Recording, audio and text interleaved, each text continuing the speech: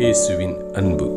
கிறிஸ்து இயேசுவின் நாமத்தினாலே உங்களுக்கு அன்பின் வாழ்த்துக்கள். கொலோசியர் 3ஆம் அதிகாரம் 24ஆம் வசனம். எதை செய்தாலும் அதை மனுஷருக்கென்று செய்யாமல் கர்த்தருக்கென்றே மனப்பூர்வமாய் செய்யுங்கள்.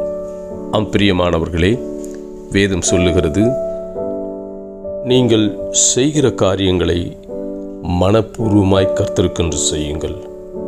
கர்த்தர் அதை தான் விரும்புகிறார். மகளே, கர்த்தர் மனுஷருக்கு ஒத்த வேஷம் தெரியாமல், இது மாய்மாலம் செய்யாமல், இந்த உலகத்திற்கு ஒத்த வேஷம் தெரியாமல், மனுஷனிடத்திலே முகஸ்துதி செய்யாமல், நாம் உண்மையானவர்களாய் நேர்மையோடு கூட நாம் உள்ளதை உள்ளதென்றும் இல்லாததை இல்லதென்றும் சொல்லுகிறவர்களாய் நடக்கிறவர்களாய் இருப்பதை கர்த்தர் விரும்புகிறார்.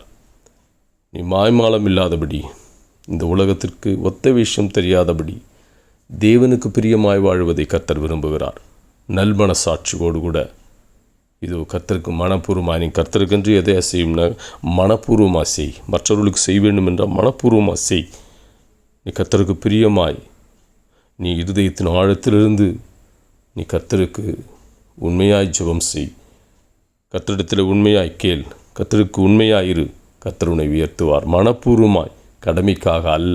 நீ செய்கிற காரியங்களிலும், நீ கர்த்தருக்காக உன்னை கொடுக்கிறதிலும் நீ மனப்பூர்வமாயிரு. கர்த்தர் உன்னை உயர்த்தி ஆசீர்வதிப்பார். அதற்கேற்ற பலனை உனக்கு நிச்சயமாய் அவர் கொடுக்க வல்லவராயிருக்கிறார். இந்த மனுஷருக்கு ஏற்ற ஒத்த வேஷம் தரிப்போமே, ஆனால் மனுஷர் சூழலுக்கு தக்க மாறக்கூடியவர்கள். அவர்கள் மாறிவிடலாம், ஆனால் கர்த்தர் ஒரு நாளும் மாறாதவர்.